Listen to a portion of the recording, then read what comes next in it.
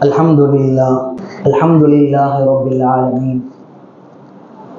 Wassalatu wassalamu ala sayyidil mursaleen wa ala alihi wa ashabihi tahirin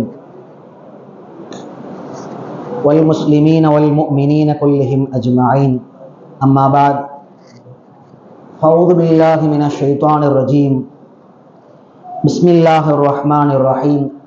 Afdaluhu lisanun dhakir wa qalbun shakir wa zawjatun mu'mina tu'inuhu ala imanihi aw kama qala Rasulullah sallallahu alaihi wasallam. மதிப்பிற்குரித்தான அல்லாஹ்வினுடையார்களே, தாய்மார்களே, சகோதரிகளே, அல்லாஹுடைய பெரிய கிருபையால் லைலத்துல் கத்ரை தேட வேண்டிய ஒற்றைப்படை இரவுகளில் அமர்ந்திருக்கிறோம்.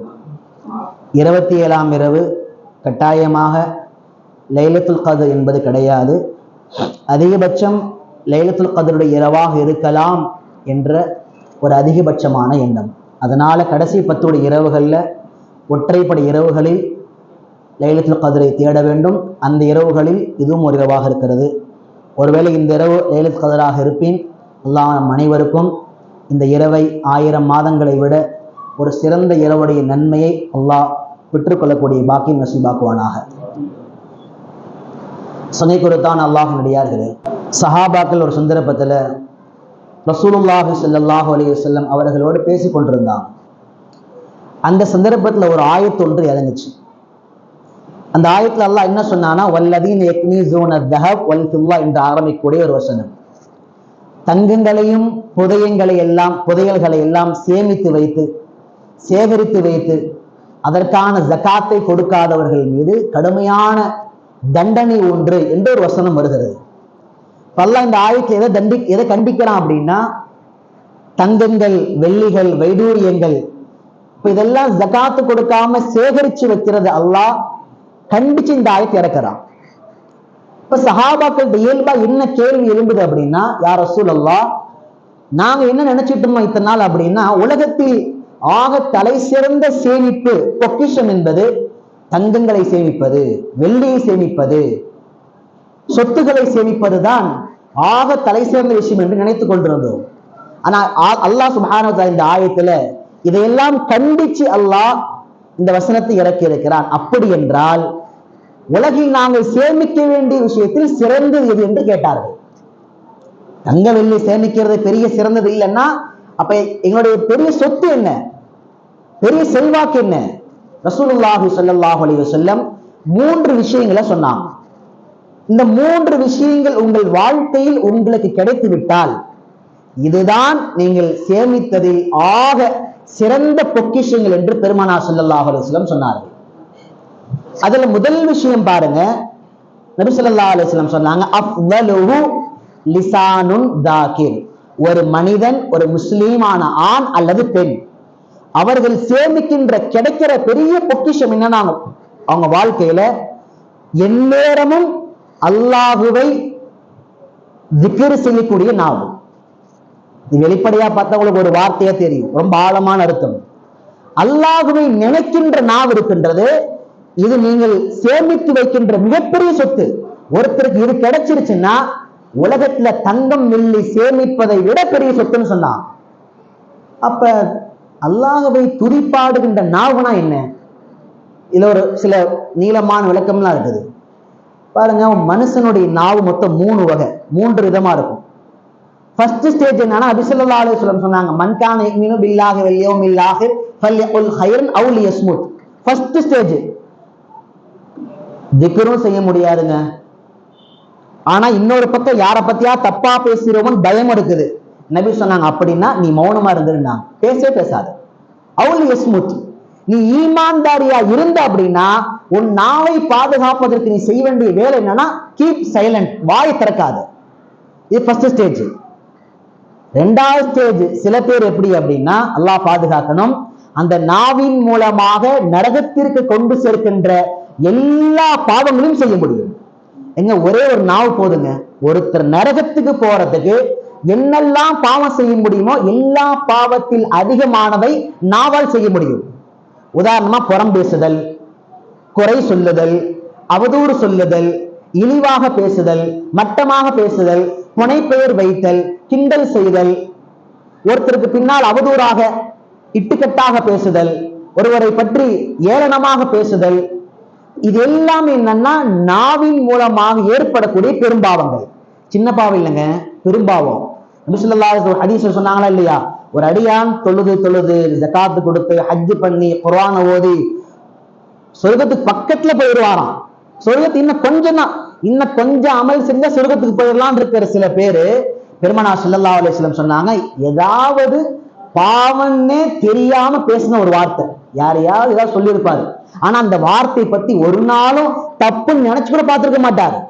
தப்பென்று நினைக்காத ஒரு வார்த்தை அவர் வாயிலிருந்து வந்திருக்குமே ஆனால் அந்த வார்த்தையினால சொர்க்கத்துக்கு பக்கத்துல போனவர் நரகத்தில் அல்லாஹ் சுப்ஹானஹு வ தஆலா எரிவான்.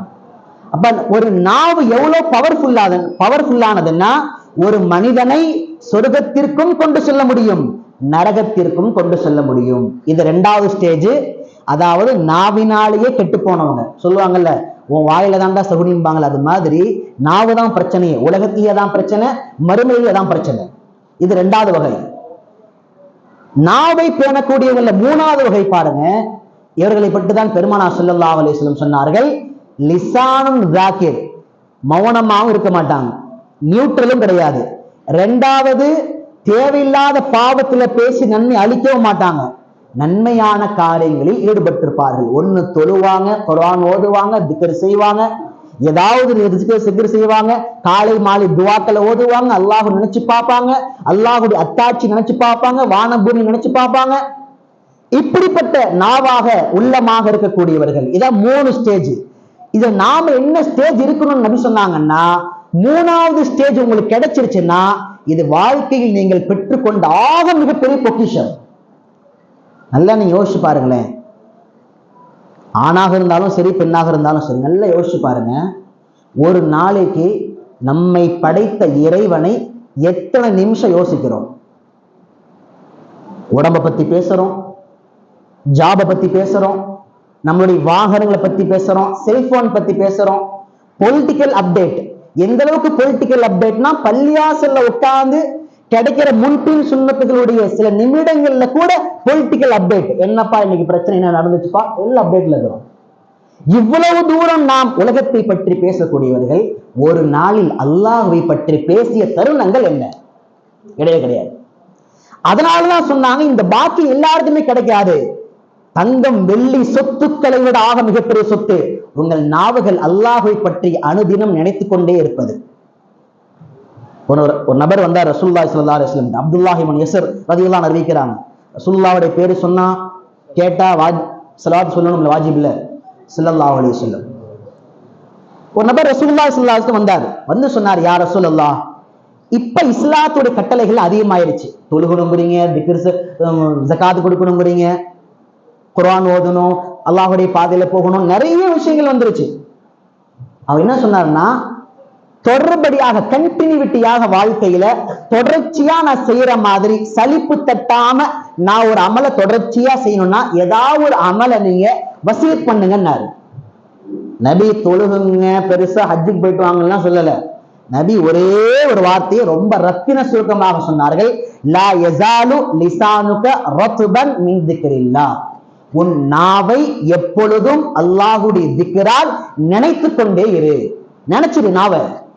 சில நேரம் சுப்ஹானல்லாஹ் சொல்லு, சில நேரம் அல்ஹம்துலில்லாஹ் சொல்லு, சில நேரம் அல்லாஹ் அல்லாஹ்னு சொல்லு, சில நேரம் லா இலாஹ இல்லல்லாஹ் சொல்லு, சில நேரம் அஸ்தக்ஃபிருல்லாஹ், யா அல்லாஹ் நீ மன்னிப்பாயாகன்னு சொல்லு. ஆனா ஏதோ ஒன்னால உன் நாவை நினைத்து விடு. இந்த அமல் நீ பர்ஃபெக்டா செஞ்சுட்டு வா, உன் வாழ்க்கையில் எல்லாம் கிடைச்சிடும். அருமையான அல்லாஹ்வின் அடியார்களே, இது பெருமானார் ஸல்லல்லாஹு அலைஹி வஸல்லம் அவர்களுடைய சிறந்த உபதேசங்கள்ல ஒன்று. நீ யோசிச்சு பாருங்க, காலையில் நைட்டு வரைக்கும் இந்த நாவால எத்தனை முறை அல்லாஹ் புகழ்றோம், எத்தனை முறை சுப்ஹானல்லாஹ் சொல்றோம், எத்தனை முறை அல்ஹம்துலில்லாஹ் சொல்றோம், எவ்வளவு லா இலாஹ இல்லல்லாஹ் சொல்றோம். நாளைக்கு சொர்க்கத்துக்கு எல்லாம் இன்ஷா அல்லாஹ் போயிருவோம். அல்லாஹ் எல்லோரையும் சொர்க்கவாசிகளாக ஆக்குவானாக. சொர்க்கத்து எல்லாரும் போயிருவோம். சொர்க்கத்துல போன பின்னாடி எதை பத்தியும் கவலை இல்லை, எதை பத்தி கவலை இல்லைங்க. ஆனா நபி சொன்னாங்க ஒரே ஒரு விஷயத்தை பத்தி மட்டும் கவலைப்பட்டுக்கிட்டே இருப்பாராம். அந்த அவரால் அதை ஜீர்ணிக்கவே முடியாதான். அந்த ரொம்ப அற்புதமான ஹதீஸ் பெருமானார் ஸல்லல்லாஹு அலைஹி வஸல்லம் சொன்னாங்க, எதை பத்தி கவலைப்படுவார் அப்படின்னா, உலகில் வாழக்கூடிய காலத்தில் எந்த நேரத்தெல்லாம் திக்ரு செய்யாமல் கழித்தாரோ, சே இந்த நேரம் சும்மா வெட்டியா பேசிட்டு இருந்தோமே, போனை சும்மா யூஸ் பண்ணிட்டு இருந்தோமே, எவ்வளவு நேரம் வீணாக்கணும், இந்த நேரத்துல திக்ரு செஞ்சிருக்கலாமே என்று ஒவ்வொரு நாளும் வருத்தப்பட்டு கொண்டே இருப்பாராம். சரி, ஏன் வருத்தப்படுறாரு? ஹதீஸுடைய விளக்க உரையாளர்கள் முஹத்திஸின் பெருமக்கள் சொன்னார்கள், இந்த வருத்தம் ஏற்பட காரணம் என்ன? அற்புதமான பாயிண்ட் எழுதுனாங்க. என்ன அப்படின்னா, நாளைக்கு சொர்க்கத்துக்கு போயிட்டாலுமே கூட ஷாப்பிங் மால் போடுமா. ஷாப்பிங் மால் போய் பர்ச்சேஸ் பண்றது, எல்லா பொருளும் ஃப்ரீ தான். ஆனா சில பொருள் மட்டும் காசு எல்லாம் வச்சிருப்பான், பார்த்தா அட்ராக்ட் ஆகிற மாதிரி, அதெல்லாம் ஃப்ரீ கிடையாது. இப்ப அதை வாங்குறதுக்கு எது காசு பணம்னு பார்த்தா, இது 100 சுபான்லாம் கொடுங்க, இது வாங்கிட்டு போகலாம். ஒரு அழகான பறக்கிற குதிரையை பார்ப்பாராம், வாங்க போனான்னு 1000 சுபான்ல எங்க சொல்றத சொல்லவே இல்லையே. அப்ப யோசிப்பாரா, உலகத்துல எவ்வளவு பேங்க் பேலன்ஸ் சேவிங் பத்தி எவ்வளவு பேசணும், 80-20 ரூல்ஸ், 20% சேவிங் பண்ணணும், இதெல்லாம் பேசணும் வாழ்க்கையில. அட பாவமே, இங்க நாம நன்மையை சம்பாரிச்சு கொண்டு வரலையே. ஏனென்றால் நீங்கள் செய்த திக்ருகள் தான் நாளை பணமாக இருக்கும். ஷாப்பிங் மால் போனா எல்லாம் வாங்கி தரலாம், அப்புறம் வீட்டுக்காரம்மா கூட்டிட்டு போயிட்டு ஒண்ணுமே எல்லாம் வேடிக்கை பார்த்து திரும்பி வர வேண்டியதா, திரும்பி நம்ம வீட்டுக்கு. சொர்க்கம் இருக்கும், ஆனா உயர்தரமான பொருளை வாங்கணும்னா திக்ருகள் என்ற நன்மைகள் தேவை. எவ்வளவு கடை வாங்குவீங்க வீட்டுக்காரம்மாட்ட? உலகத்திலேயே வாங்க முடியாதுங்கும் போது நாளைக்கு நீங்க மறுமையில் வாங்க முடியுமா? உங்கள்கிட்ட இருந்தாலும் உங்களுக்கான கண்ணியம். அப்ப மனிதன் என்ன செய்வானா, அங்க போய் என்ன வருத்தப்படுவானா, இன்னும் கொஞ்சம் அதிகமா சுப்ஹானல்லாஹ் சொல்லியிருக்கலாமே, லா இலாஹ இல்லல்லாஹ் சொல்லியிருக்கலாமே. ஏன்னா அல்லாஹ்வுடைய திக்ருகள் அங்கு பணங்களாக உருவாக்கி தரப்படும். எவ்வளவு செய்யறோமோ அவ்வளவு லாபம், செய்யாத நேரமும் நிச்சயமாக வருத்தப்பட்டே தீர்வோம். அதனால எவ்வளவு ஓய்வுகள் பாருங்க, திக்ருல எவ்வளவு பெரிய சலுகை பாருங்க. ஒதுங்கலைன்னா செய்யலாம், நின்றிருந்தாலும் செய்யலாம், உட்கார்ந்திருந்தாலும் செய்யலாம், படுத்திருந்தாலும் செய்யலாம். குளியலறை இருக்குல்ல, குளியலறை அங்க போனா செய்யலாம். இப்ப அட்டாச் பாத்ரூம்லாம் வந்துச்சு, அங்க செய்ய முடியாது உங்களால. ஆனா வெறுமனே செப்பரேட்டா குளியலறை அப்படின்னா அங்கவும் செய்யலாம். அப்ப திக்ருக்குன்னு எந்த நிபந்தனை கிடையாது, எங்க இருந்தாலும் அல்லாஹ்வை நினைக்க முடியும். சின்ன நன்மை தான், சின்ன செயல் தான், ஆனா நன்மை பார்த்தா பெருசு. பெருமானார் ஸல்லல்லாஹு அலைஹி வஸல்லம் சொன்னாங்க, திக்ருகள் எப்படிப்பட்டது என்று சொன்னால், அது சொல்வது எளிது, நன்மைகள் பார்த்தால் பிரம்மாண்டமானதாக கிடைக்கின்றது.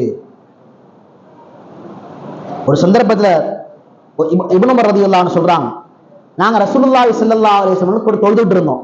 நபி தொழுக வைக்கிறாங்க, நாங்கெல்லாம் பின்னாடி தொழுகிறோம். அப்ப திடீர்னு ஒரு நபர் என்ன செஞ்சாருன்னா, கூட்டத்துல அல்லாஹு அக்பர் கபீரா, அடுத்து என்ன, வல்ஹம்துலில்லாஹி கஸீரா வ சுப்ஹானல்லாஹி பிஹம்திஹி புக்ரத்தன் வாசீலா சொன்னாரு.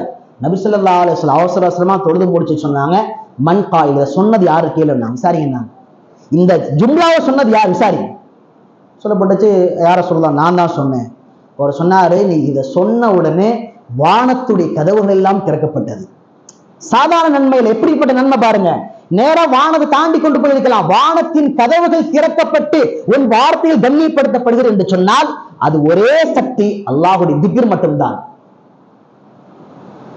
சொல்லுங்க, அல்லாஹு அக்பர் கபீரா வல்ஹம்துலில்லாஹி கஸீரா சுப்ஹானல்லாஹி வ பிஹம்திஹி புக்ரத்தன் வஸீலா. உள்ளத்துல ஈமான் யகீன் இருந்துச்சுன்னா, உறுதியா நம்பிக்கையோடு சொல்லியிருந்தோம்னா, இந்நேரம் நமது சார்பாக வானத்தினுடைய கதவுகள் திறக்கப்பட்டிருக்கும். அப்படி நீங்க நம்புனா அது ஈமான். நம்புனா எதையோ நம்புறோம், பொய்யால ஆட் போடுறானுங்க. ஒரு வருஷம் நீங்க சேவிங் பண்ணா எக்ஸ்ட்ராவா 5 கிராம் கோல்டு வாங்கிட்டு போலான்னா நம்ம ஏமாந்து வாங்கிட்டு வரும். பட்டு சேரி உங்களுக்கு 30,000 ரூபாய் சேரி 15,000 தரணும்னா முதலாள அதை கூட்டம் நிற்கிறான். அவன் 15,000 சேரியவே 30,000 எழுதி போட்டு 15,000 விற்கிறான். அதுவும் நம்பி வாங்கிட்டு வரோம். இதையெல்லாம் நம்புகிற கூட்டம் பெருமானார் ஸல்லல்லாஹு அலைஹி வஸல்லம் சொன்ன வார்த்தைகள். அல்லாஹ் சொல்கிறான், இன்ன வஅதல்லாஹி ஹக், பெருமானாருடைய அணுஅணுவான ஒவ்வொரு வார்த்தையும் சத்தியமானது. சஹாபாக்கள் அப்படி நம்பினாங்க. அதான் நம்பணும். நாவுகளை திக்ருகளால் நாம் அதை உருவாக்கி கொள்ள வேண்டும். அருமையான அல்லாஹ்வின் அடியார்களே, அப்ப அல்லாஹ் தரக்கூடிய முதல் பெரிய பொக்கிஷம் என்ன அப்படின்னா, நம்ம நாவை தேவையில்லாத பேச்சுக்களால பேசி நன்மையை வீணடிக்காமல் அதிகமாக அல்லாஹுடைய திக்ரில் இருந்து விட்டோம் என்றால் தங்கம் வெள்ளி சொத்துக்களை சேமிப்பதை விட பெருமானாருடைய பார்வை இதுதான் பெரிய சொத்து. கடந்த ஒரு பயானில் இதே மாதிரி மஜ்லிஸ்ல நான் ஒரு விஷயம் சொன்னேன். இன்னைக்கு எல்லா டாக்டர் நீங்க போனீங்கன்னா எல்லா பிரச்சனைக்கு பின்னாலே அவங்க ஒரு கேள்வி என்ன கேட்கறாங்கன்னா, ஏன் ஸ்ட்ரெஸ்ஃபுல்லான லைஃப் நீங்க மெயின்டைன் பண்றீங்களா, ரொம்ப ஸ்ட்ரெஸ்ஸா இருக்கீங்களா, ரொம்ப கவலையா இருக்கீங்களா, ஏதாவது பிரச்சனையா, மனைவியோட பிரச்சனையா, கணவனோட பிரச்சனையா, குடும்பத்துல பிரச்சனையா, ஏதோ ரொம்ப ஆழமா யோசிக்கிறீங்களா?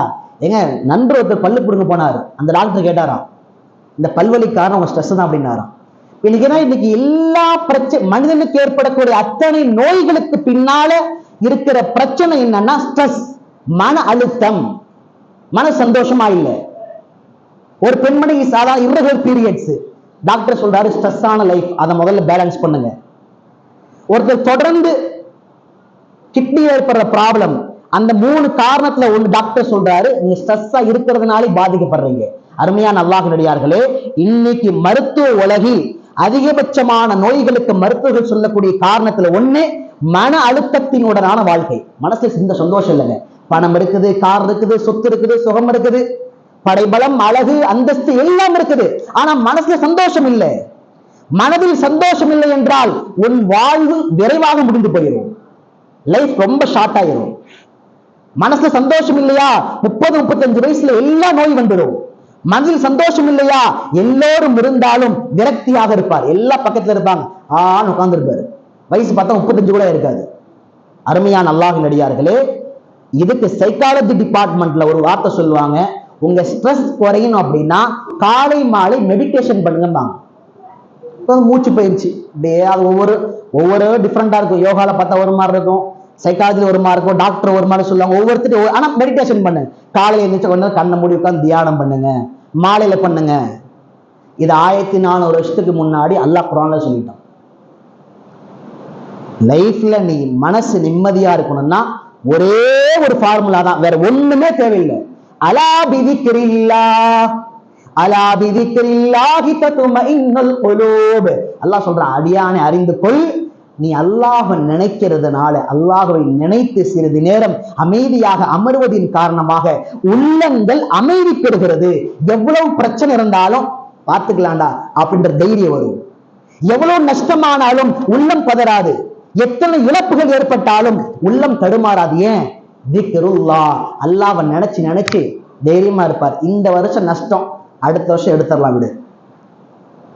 16 கோடி கடன், ரொம்ப கீழ்நிலைக்கு போயிட்டு திரும்பவும் சம்பாரிச்சு இன்னைக்கு பார்த்தா ஒரு 150 எம்ப்ளாயி வைக்கிற அளவுக்கு பெரிய ஒரு பிசினஸ் மேன் ஒருத்தர் அவர் என்ட்ரில சொல்றாரு, நான் 16 கோடி கடன் ஆன சமயத்துல நான் பாதுகாத்த ஒரே ஒரு விஷயம் என் உள்ளத்தை பாதுகாத்து கொண்டேன். இன்னைக்கு எல்லாம் எங்க உடைஞ்சு போறோம்? உடையறதே முதல்ல உள்ளத்துலதான். ஒரு சின்ன பொருள் காணா போச்சு உடைஞ்சு போயிடுறோம், மனைவி விட்டுட்டு போயிட்டா உடைஞ்சு போயிடுறோம், கணவன் விட்டுட்டு போயிட்டா உடைஞ்சு போயிடுறோம், ஏதாவது பொருள் காணா வீட்டுல நஷ்டம் ஏற்படுத்தி உடைஞ்சு போயிடுறோம், யாராவது மௌத்தாயிட்டாங்க உடைஞ்சு போயிடுறோம், வியாபார ஓடல உடைஞ்சு போயிடுறோம். அருமையான பெருமக்களே, உள்ளத்தை பாதுகாத்து விட்டால் உலகை தாராளமாக வென்று விடலாம். உள்ளத்தை பாதுகாப்பது அல்லாஹ்வுடைய திக்ரால் மட்டும்தான் முடியும். அல்லாஹ்வை நம்பாதவை மெடிடேஷன் சொல்றான், நாம திக்ர்னு சொல்றோம், அவ்வளவு வித்தியாசம். நீ இஸ்லாமிய சைக்காட்டிஸ்ட் போய் கேட்டு பாருங்களேன், எங்க பாய் கால் தஹஜ்ஜுத் தொழுகிறீங்களா? கால தஹஜ்ஜுத் தொழுதுட்டு 1/4 மணி நேரம் கண்ணை மூடி உட்கார்ந்து அல்லாஹ் அல்லாஹ் சுப்ஹானஹு திக்ர் செய்யுங்க பாய், பாதி நோய் போயிருமா. அருமையான அல்லாஹ்வினடியார்களே, மார்க்கத்துடைய அமல்கள் நன்மை மாத்திரமல்ல, அது வாழ்விற்கான ஆரோக்கியத்தை தருகிறது. நிறைய பேர் இப்பே ட்ரை பண்றோம் திக்ர் செய்யலான்னு, அங்க கண்ண முடியும் சுப்ஹானல்லாஹ் சுப்ஹானல்லாஹ் முடிஞ்ச பின்னால திக்ர் செய்யலாம், இன்ஷாஅல்லாஹ் நேரம் அதிகமா இருக்கும், அதை முடிச்சிட்டு திக்ர் செய்யலாம். அருமையான அல்லாஹ்வினடியார்களே, பெருமானார் ஸல்லல்லாஹு அலைஹி வஸல்லம் சொன்ன முதல் விஷயம், நீ உனக்கு கிடைக்கின்ற ஆக மிகப்பெரிய சொத்து உன் உள்ளத்தை அல்லாஹோடு வைத்திருப்பது. தொழுகையின் மூலமாக, தொழுகை இருந்ததுக்குங்க, தொழுகையில் அல்லாஹ் நினைக்கணும், குர்ஆனை திறந்து அல்லாஹ் நினைக்கணும், காலை மாலை திக்ர் அல்லாஹ் நினைக்கணும். ஒன்னும் இல்ல, பிஸ்மில்லாஹி வாலா பரக்கத்தில்லா, அல்லாஹுடைய பெயரை கொண்டு சாப்பிட்றேன்னு சொல்லி சாப்பிட்டா அது திக்ர். எந்தெந்த தருணங்கள் எல்லாம் கிடைக்கின்றதோ அல்லாஹ்வை நினைத்து கொண்டே இருக்க வேண்டும். அல்லாஹ் அப்படிப்பட்ட உயர்ந்த பாக்கியம் தருவானாக. பெருமானார் ஸல்லல்லாஹு அலைஹி வஸல்லம் இரண்டாவது சொன்னாங்க வகல்புன் ஷாக்கிர், நன்றி செலுத்தக்கூடிய உள்ளம். நன்றி செலுத்தனா என்ன, தேங்க்ஸ் தேங்க்ஸ் சொல்றது அதான், அப்படி அல்ல. நன்றி என்பது மூன்று விதமான நன்றி. ஒன்று உள்ளத்தின் மூலமாக நன்றி, இரண்டாவது நாவின் மூலமாக நன்றி, மூன்றாவது செயல் மூலமாக நன்றி. இதை யாருக்கெல்லாம் செய்யணும்? 4 வகையான நபர்களுக்கு செய்யணும். 4 வகையான நபர்கள். ஒண்ணும் நல்லா கவனிங்க. முதல் நபர் யாருன்னா ஃபஷுக்குருன் ஃபலில்லாஹி, அல்லாஹ்வுக்கு நன்றி செலுத்தணும். அல்லாஹ்வுக்கு அல்லாஹ்வுக்கு நன்றி 3 வகையா. ஒன்னு உள்ளம், நாவு, அதே போல செயல், உறுப்புகள் மூலமா செயல். அறிஞர் பெருமக்கள் கிதாபில் எழுதினாங்க, உள்ளத்தின் மூலமாக நன்றி என்று சொன்னால் அவ்வப்போது தனிமையிலே அமர்ந்து அல்லாஹ் கொடுத்த கண்கள், காதுகள், இந்த உடம்பு, அழகான வாழ்க்கை, ஆரோக்கியமான வாழ்க்கை, எங்கேயோ என்றோ செத்திருக்கலாம், எங்கேயோ என்றோ ஏதோ ஒரு பிராணியாக பிறந்திருக்கலாம், எங்கேயோ எங்கோ அல்லாஹ் அல்லாத ஒரு வாழ்க்கை வாழ்ந்திருக்கலாம், சிலைக்கு முன்னால் அமர்ந்திருக்கலாம், நெருக்கடியில் இறந்திருக்கலாம், ஒரு மட்டமான வாழ்க்கையை, கேவலமான வாழ்க்கையை வாழ்ந்திருக்கலாம். ஆனா எல்லாத்தையும் விட்டு அல்லாஹ் என்னை தேர்ந்தெடுத்து சங்கையான கண்ணியமான ஒரு வாழ்வை கொடுத்தானே, அல்லாஹ் நீ கொடுத்ததுடா ரப்பே, இதெல்லாம் நீ கொடுத்தது ரப்பே அப்படின்னு உட்கார்ந்து மனசால நினைக்கணும் டெய்லியுமே. இது உள்ளத்தால செய்யற நன்றி. செய்வோமா? ஒன்று. இரண்டாவது சொன்னாங்க வார்த்தையின் மூலமாக நன்றி. எல்லா செயலும் பின்னாடி அல்ஹம்துலில்லாஹ் சொல்லிடணும். சாப்பிட்டு முடிச்சிங்க, அல்ஹம்துலில்லாஹ். நல்ல முறையில் பாத்ரூம் போயிட்டு வந்து எல்லா கழியும் ரிலீஸ் ஆயிடுச்சு, என்ன சொல்லணும்? குஃப்ரானக அல்ஹம்துலில்லாஹில்லதி அஸ்ஹப. தூங்கி எந்திரிச்சாரு, மௌத்தாயிட்டாருங்க. படுத்தும் போது சின்ன மௌத்து தான், திரும்ப ரூஹ் கொடுத்தது யாரு? அல்லாஹ். தினந்தோறும் உயிரை கொடுத்து உனக்கு நேரம் வரல, போயிட்டு நல்லா அமுச்சு விடுறான். என்ன சொல்றான்? எந்திரிச்ச உடனே அல்ஹம்துலில்லாஹில்லதி அஹ்யானா பாதமா. அருமையான அல்லாஹ்வின் அடியார்களே, தாய்மார்களே, துவா தெரியலனாலும் பரவாயில்ல, எல்லா நல்ல காரியத்துக்கு பின்னாலையும், எல்லா சந்தோஷத்துக்கு பின்னாலையும் இந்த வார்த்தையை மறந்துடாதீங்க. என்ன வார்த்தை? அல்ஹம்துலில்லாஹ். யா அல்லாஹ், உனக்கே எல்லா புகழ். பெருமானார் ஸல்லல்லாஹு அலைஹி வஸல்லம் சொன்னாங்க, முஃமின் எவ்வளவு விசித்திரமான ஆச்சரியமானவன் அப்படின்னா, ஒரு முஃமினான அடியான் கஷ்டம் ஏற்பட்டாலும் சரி, ரொம்ப சந்தோஷமா இருந்தாலும் வார்த்தை ஒண்ணுதான். டிஃபரெண்ட் ஒரே ஒரு சின்ன வித்தியாசம் தான். ரொம்ப கஷ்டங்க, கடுமையான சோதனை, தாங்க முடியல, அப்ப என்ன சொல்வாரு? அல்ஹம்துலில்லாஹி அலா குல்லி ஹால். இந்த நிலையில் அல்லாஹ்க்கு தான் எல்லா புகழ்.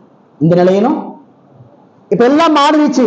கோடி கோடியா சம்பாதிக்கிறாரு, இழந்ததெல்லாம் மீட்டு விட்டார். இப்பவும் சொல்வாரு அல்ஹம்துலில்லாஹில்லதி பினிஅமதிஹி தத்திம்மு ஸாலிஹாத். எல்லா அருட்படை பாக்கியங்களை கொடுத்த அந்த அல்லாஹ்வுக்கே எல்லா புகழ். வார்த்தை என்னதான் எல்லா நிலைமையிலுமே, கொடுத்தாலும் கொடுத்தாட்டியும், நஷ்டமாக இருந்தாலும் லாபமாக இருந்தாலும் சொல்ற வார்த்தை என்ன? சொல்லுங்க, அல்ஹம்துலில்லாஹ், அல்லாஹ்வுக்கு எல்லா புகழ். இது நாவினால் செலுத்தக்கூடிய நன்றி. முதல்ல என்னது? உள்ளம். இரண்டாவது நாவின் மூலமா. மூணாவது உடல் உறுப்புகள் மூலமா. இதுதான் ரொம்ப முக்கியமானது.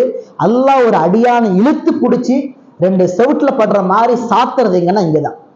எப்படி? ஒரு திறமை, ஒரு தகுதி, ஒரு அந்தஸ்து, ஒரு ஆரோக்கியம் அல்லாஹ் கொடுப்பது எதற்காக என்றால் அவனுக்கு பிடித்தமான ஒரு வாழ்க்கை வாழ்வதற்கு.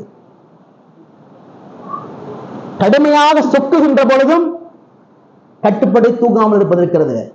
இது ஒரு திறமை, இது எல்லாராலையும் முடியாது. அது மாதிரி அல்லாஹ் என்ன கொடுத்தானோ அது அல்லாஹ்வுக்காக பயன்படுத்துறது. உதாரணமா நல்ல ஆரோக்கியமா இருக்கிறாருங்க, அதிகமா தொழுகிறாரு, நல்ல குரல் வளங்க, நீ போய் சூப்பர் சிங்கர்ல சேர்ந்து பாடினா பெரிய ஆளா வந்துருவார். நம்மளால சொல்றதே முதல்ல அங்கதான். மக்த மாசால போய் கராத்து ஓதி குரான் பயிற்சி பண்ண சொல்ல மாட்டாங்க, சொல்ல மாதிரி சூப்பர் சிங்கர்ல போய். அப்ப குரல் வளமாக இருக்கிறதா குர்ஆனுக்காக பயன்படுத்து. நல்ல திறமை இருக்கின்றதா ஷரியத்துக்காக பயன்படுத்து. உன்னால் நல்லா பேச முடிகின்றதா தீனுடைய சமுதாயத்தின் பணிக்காக நீ பேசு. எழுத முடியுமா சமுதாயத்திற்காக எழுது. கண்களை கொடுத்த ரப்புல் ஆலமீன் ஆபாசத்தை அசிங்கத்தை பார்க்காதே, உனக்கு ஹலாலாக்கி கொடுத்த உன் மனைவி ரசி, உன் தாயை ரசி, காபத்துல்லாஹி ரசித்துப்பார், குர்ஆனை ரசித்துப்பார், ஹராமுக்கு பின்னால் வழியாத. அப்ப அல்லாஹ் கொடுத்த பாக்கியத்தெல்லாம் அல்லாஹ்வுக்காக பயன்படுத்தினா அல்லாஹ் குர்ஆன்ல சொல்றான் அது அதிகமாயிட்டே போகும். கண்ணை வச்சு நீ ஹலாலை பார்த்தேன்னா கண் பார்வை அதிகமாகும். கொடுத்த திறமையை வச்சு நீ ஹலாலுக்காக மார்க்கத்தின் முன்னேற்றத்திற்காக பயன்படுத்தினா அந்த திறமைகள் அதிகமாயிட்டே போகும். ஒருவேளை அல்லாஹ்வுக்கு பிடிக்காத வழியில பயன்படுத்தின, ஹராம பயன்படுத்தின என்று சொன்னால் அருமையான பெருமக்களே, அதற்கான தண்டனை மிக கடுமையாக இருக்கும். அதான் நன்றி கேடு. நல்லா பேச முடியுங்க, மார்க்கத்திற்காக பேச மாட்டார், நல்ல விஷயத்துக்காக பேச மாட்டார். எங்கேயாவது பிரச்சனை வர மாதிரி குழப்பற மாதிரி இருந்தா இவர் கூட்டிட்டு போவாங்க. பா 2 குழப்பி விடுப்பா, டக்குன்னு பஞ்சாயத்து முடிகிற மாதிரி தெரியுது, 2 குழப்பி விடு. இவர் வேலை என்னன்னா முஃப்ஸீது தான். நிறைய பேருக்கு தெரிய வாய்ப்பு இல்லை, இது தனி கலை. இது நல்லா முடிகிற இடத்துல போய் உன்னை குட்டை கிளப்பி விட்டு பிரச்சனை அதிகமாக்கி விடுறது. அப்ப என்ன செய்யறோம்? கொடுத்திருக்கிற திறமை அல்லாஹ்வுக்காக அல்லாம பயன்படுத்துறோம். அருமையான அல்லாஹ் நடிகார்களே, எதை ரப்புல் ஆலமீன் கொடுத்தானோ அதை அல்லாஹ்வுக்காக பயன்படுத்தணும். இதான் நன்றி. இப்ப நன்றி 3 வகை. 1 உள்ளத்தினால நினைச்சு பார்க்குது, 2வது நாவினால் அல்ஹம்துலில்லாஹ் சொல்லி பழகுவது, 3வதாக செயலால நிரூபிக்கணும், ஏன் எல்லா செயலும் உனக்காக தான் அல்லாஹ். இது முதல் நபர் அல்லாஹ். 2வது யாருன்னா குர்ஆன் சொல்லுது, வகலா ரப்புக அல்லா தஅபுது இல்லா இய்யா வபில் வாலிதைனி இஹ்சானா. 2வது நீ உலகத்துல வரத்துக்கு காரணமாக இருந்த அத்தா அம்மா. உன் அத்தா அம்மா பாவியாக இருக்கலாம், எதுவும் தெரியாத ஏழையாக இருக்கலாம், படிக்காத முட்டாளாக இருக்கலாம், தகுதி இல்லாத நபராக இருக்கலாம், உனக்கு அநியாயம் கூட செய்திருக்கலாம். ஆனால் தாய் தந்தையாக இருந்தால் அதே 3 நன்றி. முதல் நன்றி என்ன? உள்ளத்துல உட்கார்ந்து நினைக்கிறோம், இன்னைக்கு இவ்வளவு ஆட்டம் போடுறோமே, அத்தாமா வளர்க்கலன்னா வந்திருப்போமா? தாய் தந்தை வளர்க்கவில்லை என்றால் வந்திருப்போமா? என்னை வளர்த்து படிக்க வைத்து என்னை பாதுகாத்து ஈமானிய பாதையிலே பயணிக்க வைத்து என் பெற்றோர், அவர்களை நினைத்து பார்ப்பது முதல் நன்றி. நினைச்சு பார்க்கிறோமா? நினைக்கிறோமோ இல்லையோ, இனிமேல் இன்ஷா அல்லாஹ் நினைக்கணும். ஒவ்வொரு நாளுமே யார் ஹயாத்தாக இருக்கிறோமோ அவங்களை முன்னால வச்சு நினைக்கிறோம், யார் பெற்றோர் ஹயாத்தாக இல்லையோ அவர்களை துஆல வச்சு நினைக்கிறோம். இன்ஷா அல்லாஹ் சொல்லுங்க முதல். 2வது நன்றி என்னன்னா வாயினால் நன்றி செலுத்தணும். அப்பப்போ சொல்லணும், ஜஸாக்கல்லாமா. நம்ம ஆளுங்க எப்படின்னா, ஊர்ல போகாத வராதவன் தெரியாதவன் தெரிஞ்சவனுக்கெல்லாம் ஸ்டேட்டஸ் வைப்பானுங்க, பாருவானு, சாலை பொத்துறது, அரசியல்வாதி, அவன் இவன் யாரே தெரியாது, கூட 4 பேர் போறான்னா ஊர்ல பெரிய ஆளு. பெரிய ஆளா இருக்கணும்னா நான் ஒரே வழிதான், ஒண்ணு இவர் 4 பேருக்கு பின்னால போயிருக்கணும், அல்லது அதுக்கு பின்னால இவருக்கு 4 பேர் வருவாங்க. யானே தெரியாது அவனுக்கு எல்லாம் போயிட்டு சால்வை போத்துறது, வா தலைவா வாங்கிறது, வராதவனுக்கு கூட்டிட்டு வாங்கிறது, நீ தான் இல்லாமங்கிறது. அருமையான அல்லாஹ்வின் நடிகார்களே, உலகத்திலே புகழ்ந்து கண்ணியப்படுத்தி சங்கைப்படுத்துவதற்கு முதல் படைப்பு தகுதியானவர்கள் அத்தாமா மட்டும்தான், தாய் தந்தை. எவ்வளவு கண்ணியப்படுத்தணும் ஏங்க. சில நேரங்கள்ல நாம நல்லா படிச்சு நம்மளை விட அவங்க அறிவில் பலகீனமா இருக்கலாம், ஆற்றல்ல பலகீனமா இருக்கலாம், நாம அவங்கள விட நல்ல ஈமான்தாரியா தொழுகையாளியா கூட இருக்கலாம். ஏன் சில பேருடைய பெற்றோர்கள் காபிராக கூட இருக்கலாம், ஆனால் அவர்கள் உங்களை பெற்று வளர்த்தவர்கள். அல்லாஹ் சிம்பிளா சொல்லிட்டான், நபி சிம்பிளா சொன்னாங்க, நீ மவனை நீ என்னதான் ஹஜ்ஜு உம்ரா ஜகாத்து தொழுகைன்னு சுத்தினாலுமே கூட உனக்கான சொர்க்கத்துடைய பாதை தாயினுடைய காலடியில தான் இருக்குது. நீ என்ன வேணாரு, நீ எவ்வளவு பெரிய சூஃபியாரு, நீ முஃப்தியாயிரு, அவுலியாவாரு, டாக்டராயிரு, நீ லட்சாதிபதியாயிரு, நிர்வாகியாரு, என்ன வேணாயிரு, ஆனா உன் பாதை சொர்க்கத்தின் பாதை திறக்கணும்னா உன் தாயை வாழும் காலத்தில் சந்தோஷமாக வைத்து பழகு. தந்தையினுடைய பொருத்தம் அல்லாஹுடைய பொருத்தம், தந்தையினுடைய கோபம் அல்லாஹுடைய கோபம். அருமையான பெருமக்களே, அதனால வார்த்தைகளால் அப்பப்ப நன்றி சொல்லணும், அத்தாமாட்ட உட்கார்ந்து பேசணும். நம்ம ஆளுங்கள்ட்ட என்ன பெரிய பிரச்சனைன்னா, வாழ்ற காலம் வரைக்கும் பக்கத்திலே வரதில்லை, ஊருக்கே விட மாட்டாரு, கவனிக்க மாட்டாரு, பார்க்க மாட்டாரு, உபசரிக்க. மௌத்தான பின்னால நான் வந்தாதாங்க ஜனாசா எடுக்கணுங்க போட்டு. எப்படின்னா அந்த மையத்துக்கு வாய்ந்த ஆளுகும், ஏண்டா என்னை உயிரோடுக்கும் போது பாடாப்படுத்தினேன், மௌத்தான பின்னால என்ன 3 நாள் ஹாஸ்பிட்டல் வச்சு பாடாப்படுத்துறியாடா, விட்டுறா நான் கபர்ஸ்தானுக்கு போறேன் அப்படிங்கிற மாதிரி வாழ்ற காலம் வரைக்கும் கவனிக்கிறது இல்லை. அதானுங்க நான் மாசம் 15,000 பணம் போட்டு விட்டுறேங்க, என்னங்க இது, கடை முடிச்சுங்க. ஒரு அறிஞர் அழகா சொன்னாரு, நீ கொடுக்கின்ற மாசம் நீ 1 லட்சம் ரூபாய் அத்தாமாவுக்கு கொடுத்தாலும் அவர்களோடு சிறிது நேரம் ஒவ்வொரு நாளும் நேரம் கொடுத்து அவர்கள் நிம்மதிக்காக சந்தோஷத்திற்காக நீ பேசுவது, சந்திப்பது பணம் கொடுப்பதை விட பெருசு. அக்கௌண்ட்ல போட்டா முடிஞ்சு வேலை. அத்தாமா நான் நல்லா பார்த்து யாருங்க சொன்னா? இது எக்கனாமிக்கல், இது முக்கியம் இல்ல, எமோஷனலி அவங்களோட இருக்கணும். பிரச்சனைனா அவ கூட உட்காந்து அம்மா கால் அமுத்தி விடணும். அத்தா வந்தாங்கன்னா அத்தா கால் அமுத்தி விடணும், சுடுதண்ணி வச்சு தரணும். இந்த காலம்லாம் போச்சுங்க. இன்னைக்கு காலங்கள் மலையேறி விட்டது. இன்னைக்கெல்லாம் தாய் தந்தையர் கொஞ்சம் வளர்ந்துட்டோம், சம்பாதிக்க ஆரம்பிச்சு கையில காசு இருந்துச்சுன்னா என்னப்பா சும்மா வாய் மட்டும் கம்மியா இருக்க மாட்டியா? என்னம்மா நீங்க? அருமையான அல்லாஹ்வின் அடியார்களே, குர்ஆன் எவ்வளவு பேசுதுன்னு அத்தாமா பத்தி, தாய் தந்தையை பத்தி. குர்ஆன் சொன்ன வார்த்தை மாறி உலகத்தில் எந்த புத்தகம் சொல்லாத ஒரு வார்த்தை இருக்குதுங்க. என்ன தெரியுமா? ஃபலா தகுல் லஹுமா உஃப். உன் அத்தாமாவை பார்த்து சீன் கூட சொல்லாத. ஏன் குர்ஆன் எவ்வளவு டாபிக் பேசுது. ரொம்ப ஒரு டாபிக்குள்ள டீப்பா வந்து ஒரு சின்ன விஷயத்தை கூட அட்ரஸ் பண்ணது. அத்தாமா பேசிட்டு இருக்காங்க, அந்த கருத்து உனக்கு பிடிக்கலன்னா கூட மௌனமாக இருக்க முயற்சி பண்ணு. என்ன செய்யாத, சும்மா ஏதாவது பேசிக்கிட்ட தொண சீ என்று கூட சொல்லாது. வலா தன்ஹர்ஹுமா, அதட்டாதே. ஒரு நாள் நீ அதட்டினால் உன்னை அதட்டுகின்ற படைப்பை அல்லாஹ் உருவாக்குவான். பாருங்க, சில பாவத்துக்கு தண்டனை உலகத்திலே கிடைக்கும், சில பாவத்துக்கு தண்டனை உலகத்திலேயும் கிடைக்கும், மறுமையிலே கிடைக்கும்.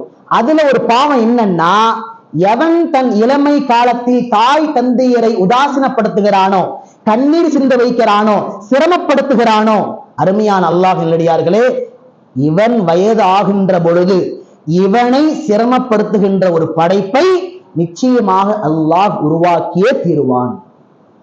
இது உண்மை. இது அதனால முதல் விஷயம் என்னன்னா, உள்ளத்துல அவங்க செஞ்ச உபகாரத்தை நினைச்சு பாரு. ரெண்டாவது, வாயால அவங்கள்ட்ட போய் பேசு, நன்றி சொல்லு. நீங்களா இல்லைன்னா நான் இல்லம்மா, ஏதோ பெரிய உபகாரம் செஞ்சிருக்கீங்கம்மா, சந்தோஷம் ஆகிட்டு பேசுங்க. மூணாவது என்னன்னா, உங்கள் உறுப்புகள் மூலமாக பிராக்டிக்கலாக ஹெல்ப் பண்ணுங்க. காலை கை கால் அமுத்தி விடுங்க, மேல உட்கார்ந்து கீழே உட்கார்ந்து பழகுங்க. சில நேரங்கள்லாம் நல்லா பாதுகாக்கணும். தந்தை வராரு, கால் மேல கால் போட்டு உட்கார்ந்து இருக்கிறாரு, தந்தைன்ற மதிப்பு இல்லைங்க. தாய் கூப்பிடுறாங்க, போனை பார்த்துட்டு என்னவா என்ன சொல்லு, போ ரைட்டு போ. உன் உடல் உறுப்புகள், உன் பாவினை, உன் பேச்சு, இதன் மூலமாக கண்ணியப்படுத்து. அல்லாஹ் உன்னை சந்தோஷப்படுறான்பா. புகாரில் ஒரு ஹதீஸ் வருது, 3 பேர் பிரயாணத்துல போயிட்டு இருந்தாங்க. 3 பேர் போகும்போது என்னாச்சுன்னா, ஒரு நாள் அபயம் நைட்டு தங்குறதுக்காக வேண்டி ஒரு பாறை, ஒரு குகை ஒண்ணு வந்துச்சு. குகையில போய் 3 பேர் படுத்தாங்க, தங்கினாங்க. தப்புன்னு மேல ஒரு பாறை என்ன செஞ்சுன்னா கீழே விழுந்து டோர் லாக் பண்ணிருச்சு, வெளியே போக முடியாது. இன்னும் 1 நாள் 2 நாள் உள்ள இருந்தாங்கன்னா மூத்தா போயிடுவாங்க. இப்போ 3 பேர் என்ன செஞ்சாங்கன்னா, நம்ம வாழ்க்கையில் நம்ம செஞ்ச நல்ல அமல் இருக்கும்ல, அதை ஒவ்வொன்னா சொல்லி துவா செய்யலாம், அதனால அல்லாஹ் இதை நம்மளை காப்பாத்தலான்னு சொல்லி ஒவ்வொருத்தரும் ஒவ்வொரு அமலை சொன்னாங்க. அதுல ஒருத்தர் பாருங்க, 3ஆவதா ஒருத்தர் சொன்னாரு, யா அல்லாஹ், எனக்கு தாய் தந்தை இருந்தார்கள், மனைவி பிள்ளைகளும் இருந்தார்கள். ஒவ்வொரு நாளும் நான் பால் கறந்து கொண்டு வருவேன். அந்த பாலை என் தாயும் தந்தையும் குடித்த பிறகுதான் என் மனைவி பிள்ளைகளுக்கு நான் கொடுப்பேன் ரப்பே. ஒரு நாள் அப்படி அந்த பாலை கறந்து வருகின்ற பொழுது, அந்த பாலை கொண்டு வருகின்ற பொழுது என் தாயும் தந்தையும் உறங்கி விட்டார்கள், தூங்கிட்டாங்க படுத்து. என்ன செஞ்சிருக்கலாம் இவரு? அத்தாமா தூங்கிட்டாங்க, என்ன செஞ்சிருக்கலாம்? போய் மனைவி பிள்ளைகளை கொடுத்து செஞ்சிருக்கலாம், முடிச்சிருக்கலாம். அவர் சொல்றாரு, நம்ம நீ சொல்றமா இல்லையா, அத்தாமா கேட்கல, காசு கொடுக்கல, எப்படி கேட்கணும்? இவர்கிட்ட இவர் வளர்ந்துட்டாருல, இவர்கிட்ட மாசம் ஐயா, மாசம் 1ஆம் தேதி ஆச்சு ஐயா, காசு போட்டுவிட ஐயா, அல்ல 5ஆம் தேதி போன் பண்ணினா தம்பி நல்லா இருக்கியா, எப்படி சம்பாத்தியம் என்ன எப்படி போயிட்டு இருக்குது, அப்படியே பேசி முழுவணும். அப்பதான் என்னப்பா காசு போட்டு விடணுமா? நல்லா தெரிஞ்சுங்க, இந்த சம்பாதிச்சு அத்தாமாவுக்கு காசு தர பிள்ளைகள், உங்களிடத்தில் ஒரே ஒரு விஷயத்தை சொல்லிக் கொள்கிறேன். இப்னு உமர் ரலியல்லாஹு அன்ஹு ஒரு நபர் வந்தார், ரொம்ப தூரத்து தேசம். அம்மாவை நடக்க முடியாத அம்மா தூக்கிட்டு வந்தார், எங்க? காபத்துல்லாஹ் தவாஃப் செய்கிறதுக்கு. அது சொன்னாரு, இப்னு உமர் அவர்களே, நான் இவ்வளவு தூரத்தில இருந்து நடக்க முடியாத தாயை நான் தூக்கி கொண்டு, எப்படிங்க தூக்கி கொண்டு, இன்னைக்கு 2000-2000 ரூபாய் செலவு பண்ணி அத்தாமாக கார் வச்சு கூப்பிடுறது வலிக்குது. இவர் கார்லயே போவாரு, ஆனா அத்தாமா என்ன செய்யணும்? செலவா பஸ்ல வரமாட்டீங்களான்னு, அப்படியே அவரோட பஸ்ல வந்துருங்க சேர்ந்து. நவுது பில்லா, அஹ்லாக் என்று மாறிவிட்டது. சொன்னார் இப்னு உமர், இவ்வளவு, அந்த நபர் சொன்னார், இவ்வளவு தூரத்தில் வருகிற நான் என் தாயை சுமந்து கொண்டு வந்து காபத்துல்லாஹை தவாஃப் செய்து திரும்ப கொண்டு சொல்கிறேன், என் தாய்க்கு செலுத்த வேண்டிய கடமை முடிந்து விட்டதா என்று கேட்டார். ஏங்க எல்லாம் எவ்வளவு பெரிய நன்மை தெரியுமா? சொல்லப்போனால் நம்ம என்ன செஞ்சிருப்போம், நீ தான்ப்பா தியாகி வாப்பா அவரை கொடுத்துருப்போம். இப்னு உமர் மூக்க உடச்சு விட்டான் டப்புன்னு. சொன்னாங்க, உன் தாய் உன்னை பெற்றெடுக்கின்ற நேரத்தில் அந்த ஏற்பட்ட வலி இருக்குல்ல, அந்த வலிக்கு கூட நீ செய்த இந்த நன்மை, இந்த உபகாரம் ஈடாகாது சொல்லிட்டு சொன்னாங்க. நீ வாழ்க்கை முழுக்க உன் தாய்க்கு முன்னால் சஜிதாவில் இருந்தாலும் அவர்கள் உபகாரம் உனக்கு ஈடே ஆக முடியாது. அதனால எவ்வளோ கொடுத்தாலும் கம்மி தான். அதனால தயவுகூர்ந்து பிள்ளைகளாக இருப்பவர்கள் மாதம் மாதம் பெற்றோருக்கு செய்யக்கூடிய உபகாரத்தையும் பண அனுப்புதல் இதெல்லாம் இருக்குது.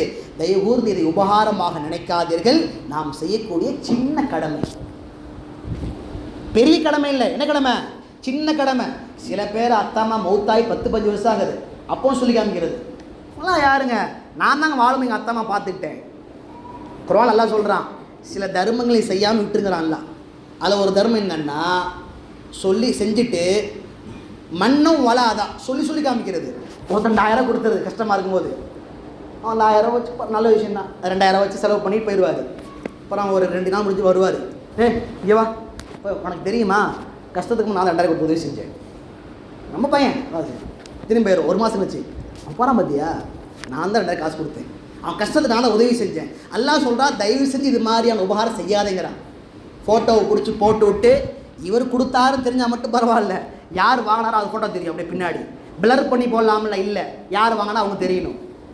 எங்கே சொன்னால் குர்ஆனில் சொல்லப்பட்டிருக்குதா அப்படி? உங்கள் தர்மம் அது நோவினை கொடுக்குமையானால், உங்கள் தர்மம் அது பயன் தந்திருந்தாலும் நோவினை கொடுத்தால் தர்மமாக இருக்காது.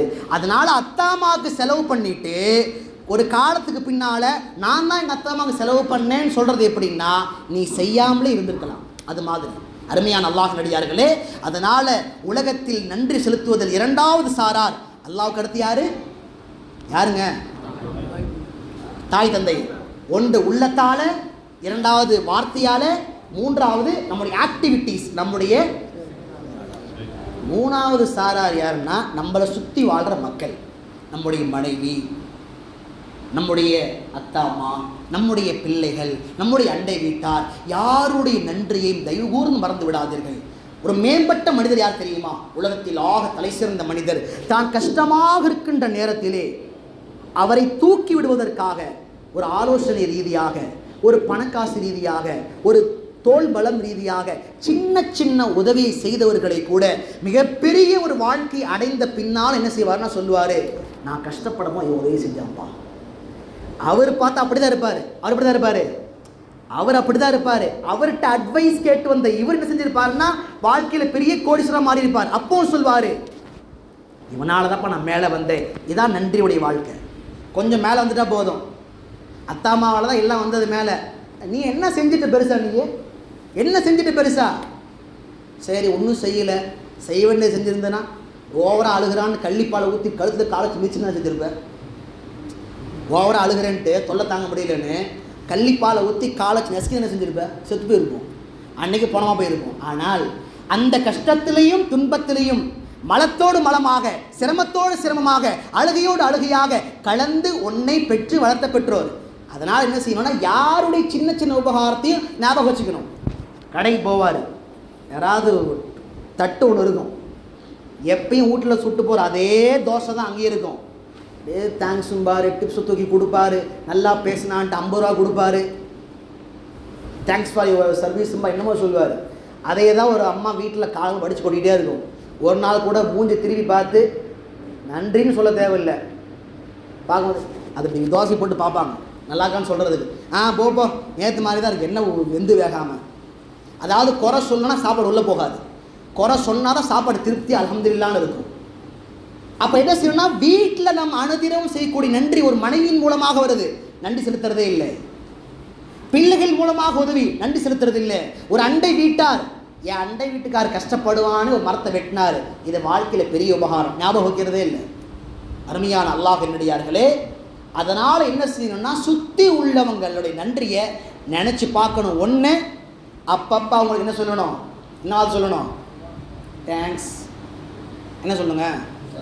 தேங்க்ஸ் சொல்லுங்கள், தேங்க்யூ, தேங்க்யூ சொன்னால் ஒரு நன்மையும் கிடைக்காது.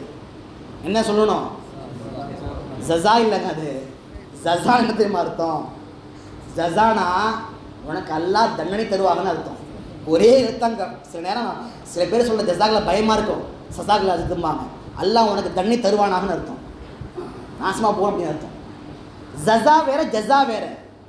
ஜீம் ஜஸாக் அல்லாஹ், அல்லாஹ் உனக்கு சிறந்த கூலியை தருவானாக. எல்லாத்தையும் சொல்லி பழகுங்க. ஒரு சின்ன நபர், சின்ன குழந்தை, அதுக்கு கூட சொல்லுங்க ஜஸாக் அல்லாஹ், அல்லாஹ் சிறந்த கூலியை தருவானாக.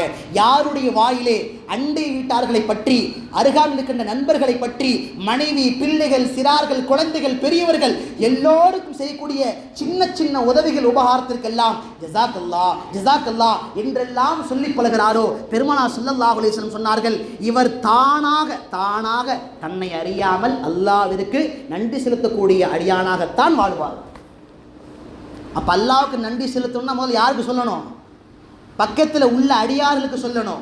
சின்ன சின்ன உதவி செய்கிற அடியார்களுக்கே சொல்லலைன்னா வான பூமி அண்ட சராசரத்தை எல்லாம் உனக்காக படைத்த ரப்புல் ஆலமீனுக்கு நன்றி என்ன செய்ய மாட்டார்? செலுத்த மாட்டார். நான் சொல்லலை, பெருமானார் சொன்னார்கள், மல்லம் யஷ்குரின்னாஸ் லா யஷ்குரில்லா. சக மனிதர்களுக்கு நன்றி செலுத்தி வாழாதவன், சக மனிதர்களின் உதவியை மதித்து பார்க்காதவன், அவனால் அல்லாஹ்வுக்கு என்ன செய்ய முடியாது? நன்றி செலுத்தவே முடியாது.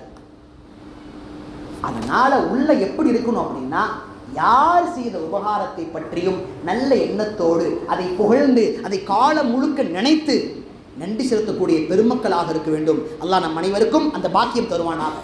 இந்த ரெண்டாவது. அப்போ தங்கம் வெள்ளி போன்ற சொத்துக்களை சேமிப்பதை விட ஒரு நபருக்கு கிடைக்கிற ஆக மிகப்பெரிய சொத்து ரெண்டாவது என்னது? என்னங்க? ஏன்னா ரொம்ப நேரம் பேசுறதுனால என்ன பாயிண்ட்னு கேட்டுருந்தோம். ஏன்னா ரொம்ப நேரம் பேசுறது முன்னாடி பாயிண்ட்டை மறந்து போயிடும். நன்றி செலுத்தக்கூடிய உள்ளம், நன்றி செலுத்துகின்ற உள்ளம். முதல் பாயிண்ட் என்ன?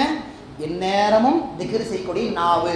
இரண்டாவது, எந்நேரமும் யாருக்கு முன்னிலையிலும் நன்றியாக வாழக்கூடிய உள்ளம். அல்லாஹ் நம் அனைவரையும் கடைசி வரை நன்றியுள்ள மக்களாக வாழ வைப்பானாக. நபி ஸல்லல்லாஹு அலைஹி வஸல்லம் மூணாவது கடைசியாக சொன்னாங்க, ஒரு நபருக்கு கிடைக்கின்ற ஆக மிகப்பெரிய பொக்கிஷம் என்னன்னா, ஜௌஜத்துன் முஃமினா துஈனுஹு அலா ஈமானிஹி. உன் வாழ்வில் உன்னுடைய ஈமான் பாதுகாக்கப்படுவதற்கு உனக்கு உதவி செய்யக்கூடிய, உதவி செய்யும்படியாக ஒரு முஃமினான ஒரு மனைவி அமைதல். இத்தனை வார்த்தை இருக்குது, ஒரு வார்த்தை மட்டும் சொல்லக்கூடாது. மனைவின்னு மட்டும் சொல்லலை, ஜௌஜான்னு சொல்ல. அப்புறம் என்ன சொன்னாங்க? முஃமினா அப்படின்னாங்க. முஃமினானா என்ன அர்த்தம்னா, கணவனுக்கு மட்டும் உபதேசம் பண்ணாது, சொல்கிறது அந்த அம்மா என்ன செய்யும்? முதல்ல பயப்படாமல் சொல்லுங்கள், என்ன செய்யணும்? அந்த அம்மாவும் செய்யணும். இப்போ ஜௌஜத்துன் முஃமினா, இந்த அம்மாவும் சொல்கிறத செய்வாங்க. இந்த அம்மாவுடைய முக்கியமான பணி என்னவா, ரோல் என்னவா இருக்கும் அப்படின்னா, துஈனு அலா ஈமானிஹி. இவர் ஈமானோடு வாழ்கிறதுக்கு எல்லா ஹெல்ப்பும் அந்த அம்மா பண்ணுவாங்க. அப்படி ஒரு மனைவி அமையணும். எப்படி ஈமான் ஹெல்ப் பண்ண என்னது? 2-3 வெரைட்டி பாருங்களேன். ஒரு வெரைட்டி என்னன்னா, இவர் அமல் செய்யாமல் இருந்தாலுமே வாப்பா கொஞ்சம் அமல் செய்ப்பான்னு தஷ்கீல் பண்ணுவாங்க. தொழுகைக்கு போகண்ணே, தொழுகைக்கு போகாமல் வீட்லேயே இருக்கிறியே, தொழுகைக்கு போன்னு சொல்லுவாங்க. ஹராம செஞ்சார்னா கண்டிப்பாங்க, வட்டி வாங்கி வீட்டில் சாப்பிட்றியே செய்யலாமா? இப்படி பாவத்தை விட்டு தன் கணவனை தடுப்பார்கள். உலகத்திலே ஒரு ஆணை பாவத்தை விட்டும் தடுப்பதற்கு ஆக சக்தி பெற்ற ஒரு ஜீவன் தாயை விட மனைவிதான் முதல் இடம். அப்புறம் தான் தாயை. முதல்ல தாய், முதல்ல மனைவி, அப்புறம் தான் தாய். அப்போ நன்மை செய்கிறதுக்கும் ஹெல்ப்ஃபுல்லாக இருப்பாங்க, பாவத்தை விட்டு தப்பிக்க ஹெல்ப்ஃபுல்லாக இருப்பாங்க. மூணாவது என்னன்னா, வாழ்க்கையில் இருக்கின்ற எல்லா காரியங்களிலேயும் நான் உங்களோடு நிற்கிறேன் என்று சொல்வார்கள். உலகத்தில் ஒரு மனிதன், ஒரு ஆண் சாதிப்பதற்கு ஒரு வார்த்தை தேவைங்க, ஒரே ஒரு வார்த்தை தான். ஒரு எமோஷ்னலான ஒரு நல்ல ஒரு வார்த்தை. அல்லாஹ் லேசாக்குவான், நான் உங்களோட இருக்கிறேன், கவலைப்படாதீங்க, நீங்கள் இன்ஷா அல்லாஹ் செய்யுங்க, அல்லாஹ் பார்த்துக்கலாம். இந்த வார்த்தை சொல்கிற ஜீவன் தாயை விட ஒரு மனைவியின் வார்த்தையில் பவர்ஃபுல்லுன்னு நான் சொல்லலை, குர்ஆன் சொல்லுது. லிதஸ்குன இலைஹா.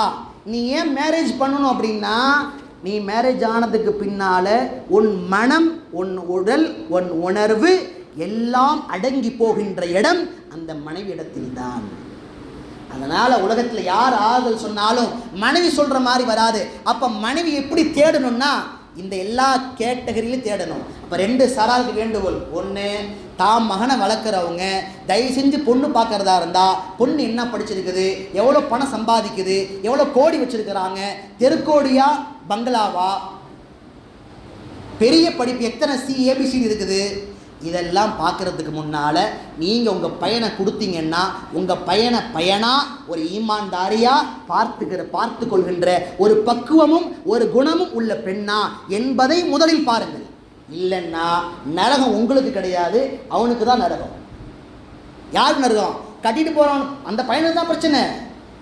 அறிஞர் பெருமக்கள் சொல்வார்கள், யாருடைய வாழ்க்கையில் நல்லதொரு மனைவி சாலிஹான அந்த ஆணை வழிநடத்தக்கூடிய எந்த பாவத்தின் பக்கம் போகாமல் பாதுகாக்கின்ற ஒரு மனைவி கிடைக்கிறாளோ அந்த ஆணுக்கு மறுமையில் சொர்க்கம் கிடைக்கும் என்பதற்கு உலகத்தையே அல்லாஹ் சொர்க்கமாக ஆக்கி காட்டுவான். என்ன பிரச்சனை இருந்தாலும் தான் வீட்டுக்கார அம்மாட்ட போனார்னா பிரச்சனையெல்லாம் மறந்து விடுவார், நிம்மதியாக இருப்பார், ரிலாக்ஸாக இருப்பார். இன்றைக்கி நம்ம பாதி ஆம்பளை பிரச்சனை என்னென்னா, என்ன பிரச்சனைனாலும் வெளியே முடிச்சுக்கலாம், வீட்டுக்கு போக வேணாம். ஏன்னா போனால் 1க்கு 4 அதிகமாயிடும். வீட்டில் இருக்கிறதுனாலே சில பேருக்கு பிரச்சனை. அதனால் ஒரு 3 நாள் எங்கேயாவது, ஒரு 10 நாள் எங்கேயாவது, ஒரு 40 நாள் எங்கேயாவது. ஏன்? அல்லாஹ் சொன்ன ஃபார்முலா கரெக்டு தான் வாப்பா, நீ தேடின ஃபார்முலா தப்பு. மனைவியாக இருந்தால் உன் உலகத்தின் அத்தனை பிரச்சனைகளுக்கும் அந்த மனைவி இடத்தில் தீர்வு கிடைக்கும். தீர்வு கிடைக்கல, மனைவியே பிரச்சனைனா நீ பார்த்த கண்ணோட்டம் வேற. 2வது சாரார் யாருக்கு வேண்டுகோள்னா, தயவுகூர்ந்து இந்த பெண் பிள்ளைகளை பெற்ற பெற்றோர்கள் உங்கள் பிள்ளைகளுக்கு நல்ல படிப்பை கொடுங்கள். தப்பே சொல்லலை. இன்றைக்கெலாம் நம்ம யாரும் இந்த காலேஜ் போகாதுன்னு சொல்கிற வேலை இருக்கிறது இல்லை. காலேஜ் போகிறீங்களா போங்க, படிக்கிறீங்களா படிங்க, படிக்க வைங்க, பரதாவோட எல்லாம் செய்ய வைங்க. ஒன்றை மட்டும் மறந்துடாதீங்க, தயவு கூர்ந்து படிப்பையும் ஓடுதலையும் கொடுத்தாலும் உங்களுடைய மகள் திருமணம் ஆனதற்கு பிறகு அந்த கணவனை எந்த விதத்திலெல்லாம் சந்தோஷப்படுத்த வேண்டும், எப்படியெல்லாம் ஆறுதலாக இருக்க வேண்டும், அல்லாஹ்வையும் கணவனையும் 2 கோடுகளாக நிறுத்தி தன் வாழ்வை சிறந்த பெண்ணாக அமைத்துக் கொள்வது எப்படி என்பதை சொல்லி தரலன்னா நரகம் உங்களுக்கு இல்லை, உங்கள் பிள்ளை நரகம். சமீபத்தில் நான் அடிக்கடி சொல்கிற வார்த்தை தான், சமீபத்தில் 2 வருஷமாக நாங்கள் 2.5-3 வருஷமாக பார்க்குறோம். அசால்ட்டாக 2 மாதத்தில் தலாக்கு, 3 மாதத்தில் தலாக்கு, 6 மாதத்தில் தலாக்கு, 2 வருஷத்தில் தலாக்கு, 1.5 வருஷம் தலாக்கு. ஏன்? நல்ல படிப்பு இருக்குது, நல்ல நாலேஜ் இருக்குது, சமூகத்தின் அறிவுகள் இருக்குது. ஆனால் கணவனோடு சேர்ந்து மனைவியோடு சேர்ந்து குடும்ப வாழ்க்கைனா என்ன, பொறுத்து போகுதல்னா என்ன, அண்டர்ஸ்டாண்டிங்னா என்ன, சகித்து கொள்ளுதல்னா என்ன, எதுவுமே தெரியல. அதனால் அவசரமான முடிவுகள். லுபினா பேகம் இருக்கிறாங்க ஹைகோர்ட்டில். ஹைகோர்ட்டுடைய ஃபேமிலி கோர்ட் சுப்ரீம் அவங்க தான். நீங்கள் போய் கோர்ட்டில் பெட்டிஷன் போட்டிங்கன்னா உங்கள் தலாக் கேஸ் அவங்கள்ட்ட போய் அவங்க ஃபைனல் பண்ணால் தான் வரும். அவங்க ஒரு சந்தர்ப்பத்தில் ஒரு கான்ஃபரன்ஸில் ஒரு சைக்காலஜி கிளாஸில் எங்களோட பேசிகிட்டு இருக்கும்போது அப்போ அவங்க மேம் எங்கள்கிட்ட சொன்னாங்க, இன்றைக்கி தமிழ்நாட்டில் மட்டும் மற்ற எல்லா சமுதாயத்தை விட விவாகரத்து வேண்டும் என்று வேண்டுகோள் வைக்கக்கூடிய சமுதாயமாக முஸ்லீம் சமுதாயம் முதல்ல நிற்குது. ஏன்? வாழ்கிறது எப்படின்னு தெரியல, கணவனை எப்படி மெயின்டைன் பண்ணணும்னு தெரியல, மனைவி எப்படி மெயின்டைன் பண்ணணும்னு தெரியல. அதனால் பெருமானார் சொன்னார்கள், உன் உலகில் கிடைக்கின்ற ஆக சிறந்த பொருள் நல்ல மனைவி கிடைச்சிட்டா போதும்பா. நீ நிறைய பேர்த்து வாழ்க்கை எடுத்து பாருங்களேன், நிறைய இன்றைக்கி வாழ்கிற கரண்ட்டில் இருக்கிற நிறைய கோடீஸ்வரங்க வாழ்க்கை எப்படி தெரியுமா இருக்குது? அவர்கள் எல்லாம் நல்ல நிலைமைக்கு வர காரணம் நல்ல புரிந்து கொள்ளக்கூடிய மனைவிமார்கள் உடனோடு இருந்தது தான் காரணம். ஹதீஸை நல்லா கவனிங்க, சொல்லி நான் முடிச்சிடறேன். நான் அத்துன்யா குல்லுகா மத்தா நல்லா விளங்கிக்கணும். குறிப்பாக இந்த பெற்றோர்கள் விளங்கிக்கணும். ஏன்னா இதெல்லாம் கேட்க நல்லா தாங்க இருக்கிறது தெரியாது. ஆனால் பொண்ணு வேணும்னா ஃபாரின் மாப்பிள்ளை ஃபாரின் கூட்டிகிட்டு போவாரா, ஃபாரின் மாப்பிள்ளையா லட்சத்தில் சம்பாதிக்கிறாரா, குடும்பத்தில் அவங்க எல்லாம் எப்படி இருக்கிறாங்க, சொத்து சுகம் பின்னாடி இருக்குதா முன்னாடி, இதெல்லாம் பார்க்கறது. பார்த்துட்டு பையனோட பொண்ணோட கேரக்டரை பார்க்கறது இல்லை, குர்ஆன் ஓத தெரியுமான்னு பார்க்கறது இல்லை, களிமா சொல்ல தெரியுமான்னு பார்க்கறது இல்லை. கணவன் விஷயத்தில் அல்லாஹ்வை பயப்படுவாளா, மனைவி விஷயத்தில் இவன் அல்லாஹ்வை பயப்படுவானா, நியாயமாக இருப்பானா, லாயல்ட்டி விசுவாசமாக இருப்பானா, அதெல்லாம் பார்க்கறதே இல்லை. அதனால் என்னவாகுது? 1க்கு 2, 2க்கு 3, ஒரே சிம்மு, ஒரே ஃபோனில் 3 சிம் 4 சிம்லாம் இன்றைக்கி ஓடிட்டு இருக்குது. அருமையான அல்லாஹ்வின் நடிகார்களே, பெருமானார் ஸல்லல்லாஹு அலைஹி வஸல்லம் சொன்னார்கள், அத்துன்யா குல்லுஹா மதா, உலகத்தில் எல்லாமே அனுபவிக்கக்கூடிய பொருள் தான். உதாரணமாக இப்படி இந்த மைக்கு பேசுகிறோமா இல்லையா, தண்ணி குடிக்கிறோமா இல்லையா, அனுபவிக்கிறோம். ஃபோன் பேசுகிறோம், காரில் போகிறோம், ஸ்விம்மிங் பூல் வந்தால் குளிக்கிறோம். இப்போ உலகத்தில் எவ்வளோ அனுபவிக்கிற பொருள் இருக்குது. இவ்வளோ லட்சக்கணக்கான அனுபவிக்கிற பொருள் இருந்தாலும் இதில் ஆக தலை சிறந்த ஒரு ஆணுக்கு சந்தோஷம் தரக்கூடிய ஒரு பொருள் என்னன்னா, நபி சொன்னாங்க, வகைரு மத்தாஇ துன்யா அல் மர்அத்து சாலிஹா, நல்ல சாலிஹான ஒழுக்கம் உள்ள ஒரு பெண், அல்லாஹ்விடத்திலும் முன்னிடத்திலும் நியாயமாக நீ இருந்தாலும் இல்லை என்றாலும் விசுவாசமாக நடக்கின்ற ஒரு பெண் அமைந்து விடுவாளையானால் சொன்னாங்க, இதான் சிறந்த பொருள்னாங்க. ஏன்னா மற்ற எல்லா பொருளுமே அழிஞ்சு போயிடும் வாழும்போது. நீ மௌத்தாகி களிமா சொல்லி மௌத்தாரத்துக்குள்ளார எல்லாமே அழிஞ்சு போயிடும். உன் ஆரோக்கியம், உன் வாலிபம், உன் சொத்து, சுகம், அந்தஸ்து, கண்ணியம் எல்லாம் இருக்கும். முன்னாடி தான் கார் இருக்கும், காரில் போக முடியாது. முன்னாடி 4 ஆப்பிள் இருக்கும், சாப்பிட முடியாது. ஏன்னா நீ மௌத்தாரத்துக்கு முன்னாடி எல்லா பொருளும் எல்லாம் முடிச்சிடுவான். ஆனால் நீ மௌத்தான பின்னாலும் உன்னோடு உலகத்தில் இருந்து ஒரு பொருள் ஜன்னத்து வரைக்கும் வருகிறது என்று சொன்னால் அது ஒரே ஒரு பொருள் தான், நீ கட்டிய மனைவி. சொர்க்கத்துக்கு கூட்டிட்டு போக போறோமா, நரகத்தில் விட போறோமா, நம்ம தான் முடிவு பண்ணிடும். நாம் ஃபஜ்ர் தொழுகைக்கு அழுங்காம கேட்டை பூட்டிட்டு தூங்குமான்னு வந்தோம்னா என்ன சொல்றோம்னா, வாமா நீ சொர்க்கத்துக்கு, நீ நரகத்துக்கு போமா, நான் சொர்க்கத்துக்கு போறோமான்னு சொல்ற மாதிரி. நான் எல்லா தீனுடைய காரியங்களையும் கேட்பேன், நான் எல்லா அமல்களையும் செய்வேன், மனைவியை பற்றி கண்டு கொள்ள மாட்டேன் என்று சொன்னால் அல்லாஹ் பாதுகாக்க வேண்டும். நாளை மனைவியின் வாழ்க்கை நரகத்திலே போகிவிடும். அவங்க மட்டும் சும்மா நரகத்துக்கு போக மாட்டாங்க, பார்த்துக்குங்க. நபி சொன்னாங்க, குல்லுக்கும் ராயின், ஆம்பளைங்களா இருக்கிறவங்க கொஞ்சம் உஷாரா இருங்க. குல்லுக்கும் மஸ்ஊலுன் அன் ரஅய்யத், கை கட்டி நிற்கணும். ஒவ்வொருத்தராக வருவாங்க, பதில் சொல்லணும்.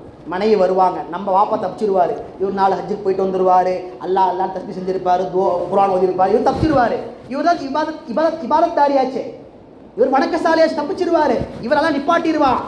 அப்படி ஓ கடமை முடியல, நில்லு. மனைவி வருவாங்க. இந்த மனைவி, இந்த அம்மா தீன்படி வாழ்கிறதுக்கு நீ ஹெல்ப் பண்ணியா?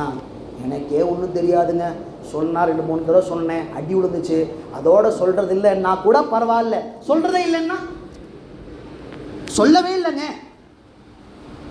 இவர் பர்ஃபெக்டாக 30 நோம்பு வைக்கிறாரு, அந்த அம்மா நோம்பே வைக்கிறது இல்லை, ஒரு வார்த்தை கேட்கறது இல்லை. இவர் குர்ஆன் ஓதுவார், வாழ்க்கையில் ஒரு நாள் கூட திருமணமாகி இந்தம்மா குர்ஆன் எடுத்து வை, ஓதி காட்டுமான்னு சொன்னதே இல்லை. நீ மனசாக தொட்டு கை வச்சு யோசிச்சு பாருங்க, நான் யாரையும் தப்பாக சொல்லலை. எத்தனை ஆண்கள் இங்கு தன் மனைவியை குர்ஆனை எடுத்து வைத்து நீ ஓதுமா நான் கேட்குறேன்னு சொன்ன ஆண்கள் எத்தனை பேர்? எத்தனை மனைவிகள் தன் கணவனை எந்தாம்மா எந்தங்க வாங்க உட்காருங்க குர்ஆன் எடுத்து ஓதுங்க நான் கேட்குறேன், நான் சரி பண்ணித்தரேன்னு சொன்ன எத்தனை பேர்? ஏன்னா யாருக்குமே தெரியாது.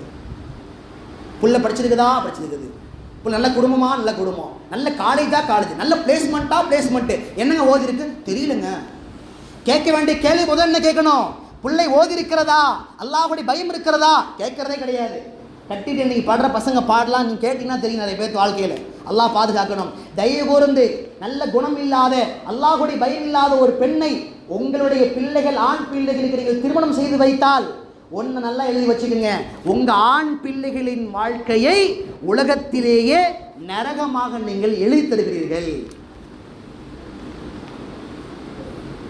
அல்லாஹ் எல்லோருக்குமாக யார் யாருக்கெல்லாம் திருமணம் ஆகாமல் இருக்கின்றதோ எல்லாருக்கும் நல்ல ஜோடிகளையும் நல்ல தம்பதி நசீபாக்கி தருவானாக. அருமையான பெருமக்களே, அதனால் பெருமானார் ஸல்லல்லாஹு அலைஹி வஸல்லம் 3வது என்ன பொக்கிய விஷயம் சொன்னாங்கன்னா, உன்கிட்ட பெரிய பெரிய சொத்துகள் இல்லை என்றாலும் உன் ஈமானை பாதுகாக்கும்படியான, உனக்கு விசுவாசமான, உன்னை சதாவும் அணைத்து கொண்டு ஆறுதலாக இருக்கின்ற ஒரு மனைவி கிடைத்து விடுவாளேயானால் கோடி ரூபாய் சொத்தை விட இதான் பெரிய சொத்து பெருமானார் ஸல்லல்லாஹு அலைஹி வஸல்லம் சொன்னாங்க. அருமையான அல்லாஹ்விடையார்களே, அதனால் இந்த 3 விஷயங்களை நம்முடைய வாழ்வில் உருவாக்கி கொள்ளணும். இந்த 3 தான் பெரிய பொக்கிஷம். இதை உருவாக்குறதுக்கு நான் முயற்சி பண்ணணும். நீங்கள் கல்யாணம் ஆனும் ஒன்றும் பண்ண முடியாது. நீங்கள் பாட்டு கல்யாணம் ஆகி முதல்ல சரியாக செட்டில் ஆகலை, 2வது மனைவி வேணால் நான் ஜௌஜத்துல் மூமினாவாக பார்க்குறேன்னு கிளம்பி போய் அஜத்து தான் சொன்னாலும் பார்த்துட்டு வந்தீங்கன்னாலும் அதுவும் பிரச்சனை, அடி சேர்ந்து வாங்க முடியாது. அதனால் யாருக்கு இன்னும் திருமணம் ஆகலையோ தயவு கூர்ந்து இந்த கேட்டகரியில் ஒரு பெண்ணை, ஒரு ஆணை தேர்வு செய்யுங்கள். ஒருவேளை நமக்கு அது மாதிரி அமையலை அப்படின்னா கூட இப்போ இருந்து துவா செஞ்சு கை காலில் விழுந்தாவது 2 மொத்து வாங்கினாவது அந்த பெண்ணை நேரான பாதையில் நடத்துவதற்கு நீங்கள் முயற்சி செய்யுங்கள். ஒரு பெண் கடைசி வார்த்தை கவனிச்சுக்கோங்க, ஒரு வீட்டுடைய ஒரு பெண் தலைமை தாங்கக்கூடிய ஒரு பெண் சரியான பாதை நடந்து விட்டால் முழு சந்ததியையும் சரியாக்கக்கூடிய திறமையை அல்லாஹ் ஒரு பெண்ணுக்கு தான் தந்திருக்கிறான். ஆண் என்னதான் பேசினாலும் வெளியே தான் பேச முடியும். வீட்டுக்குள்ளே போனால் எல்லாருமே கப்புன்னு தான் உட்காந்துருக்கணும். பயான் எவ்வளோ பேசினாலும் வீட்டுக்கு போனால் நாங்கள் தான் பயான் கேட்குறோம். ஏன்னா வீடும் சந்ததிகளும் குடும்பமும் அதற்கான அரசாட்சி தகுதி என்பது பெண்ணுக்கு தான் கொடுக்கப்பட்டிருக்கிறது. எனவே உங்கள் மனைவிமார்களுக்கு நேரான பாதையையும் ஈமானுடைய பாதையும் காட்டித்தாருங்கள். கடைசியாக ஒரே ஒரு பாயிண்ட்டு தான், கடைசின்னு சொல்கிறேன், கவலைப்படாதீங்க. பின்னாடி சில பேர் டீ ரெடியாக இருக்குது என்னையா பண்ணுறேன்னு கேட்குறாங்க. கடைசியாக ஒரு பாயிண்ட்டு தான், ரமலான் மாதத்தினுடைய கடைசி இரவுகளில் செய்ய வேண்டிய மிக முக்கியமான அமல், தயவு செஞ்சு அல்லாஹ்வுடைய திரையை பிடிச்சி கெஞ்சு தௌபா பண்ணிடுங்க. பேச்செடுத்தாலே தௌபா இல்லாமல் பயன் முடியல நீ நினைக்கலாம், வேற சொல்கிறதுக்கு ஒன்றுமே இல்லை. தௌபா தான் ஒரு மனிதனுடைய வாழ்வில் மிக முக்கியமானது. ஏன் அப்படின்னா மௌத்தானதிலிருந்து ஒரு மையத்து கேட்குற விஷயமே என்னன்னா, எனக்காக யாராவது தௌபா செய்ய மாட்டாங்களா அப்படின்னு தான் கேட்குமா. அதனால வாழ்கின்ற காலத்தில் தயவு கூர்ந்து எல்லா விதமான பாவங்களுக்கும் நீங்கள் மன்னிப்பை பெற்றுக்கொள்ளுங்கள். தௌபானா என்ன? இன்னும் 3-4 இரவுகள்லாம் இருக்குது. அல்லாஹ் முன்னாடி சஜிதால உட்காந்து அழுகுங்க. எப்படி தௌபா செய்யணும்? 1, இத்தனை வருட காலங்களில் என்னென்ன பாவங்களை எல்லாம் செய்திருக்கிறேனோ இந்த எல்லா பாவங்களையும் ரப்பே என் பலகீனத்தால் மனோ இச்சையால் ஏதோ ஒரு சூழ்நிலையினால் நான் செய்து விட்டேன் அப்படின்னு தன்னை முதல்ல ஒப்படைக்கணும், கை செய்யப்படணும். 2வது, எனவே அதையெல்லாம் மன்னிப்பாயாக ரப்பே. சும்மா ஒரு தடவை சொல்றது இல்லை, கெஞ்சன் வல்லாட்ட மன்னிப்பு கேட்கணும். 3வது என்ன செய்யணும்னா, ரப்பே இந்த எந்த பாவங்களையும் நான் இதற்கு பிறகு வாழ்நாளிலே மௌத்து வரைக்கும் நான் செய்ய மாட்டேன் என்று உறுதி எடுக்கணும். இதுதான் தௌபா. செய்வோமா இன்ஷா அல்லாஹ்? அல்லாஹ் நம் அனைவருக்கும் இந்த தௌபாவை நசீபாக்கி தருவானாக. அதே போல வாழ்கின்ற காலமெல்லாம் இந்த 3 சொத்துக்கள், லிசானுன் தாக்கிர் வாழ்வில் சதாவும் அல்லாஹ் நினைக்கின்ற நாவு, கல்புன் ஷாக்கிர் நன்றி செலுத்தக்கூடிய உள்ளம், அதே போல வாழ்வில் ஜன்னத்துல் ஃபிர்தௌஸ் வரைக்கும் அழைத்து செல்லும்படியான வாழ்வை தரக்கூடிய ஒரு நல்லதொரு அழகான ஒரு முஃமினான மனைவி அல்லாஹ் இந்த 3 சொத்தையும் அல்லாஹ் எல்லா மக்களும் நசீபாக்கி தருவானாக. நாம் வாழ்கின்ற காலமெல்லாம் ஈமானோடு வாழ்ந்து மரணிக்கின்ற பொழுது கலிமா லா இலாஹ இல்லல்லாஹ் முஹம்மது ரசூலுல்லாஹுவை சொல்லி வண்ணமாக அல்லாஹ் மூத்தி நசீபாக்கி தருவானாக. வ ஆகிரு தஅவானா அல்ஹம்துலில்லாஹி ரப்பில் ஆலமீன்.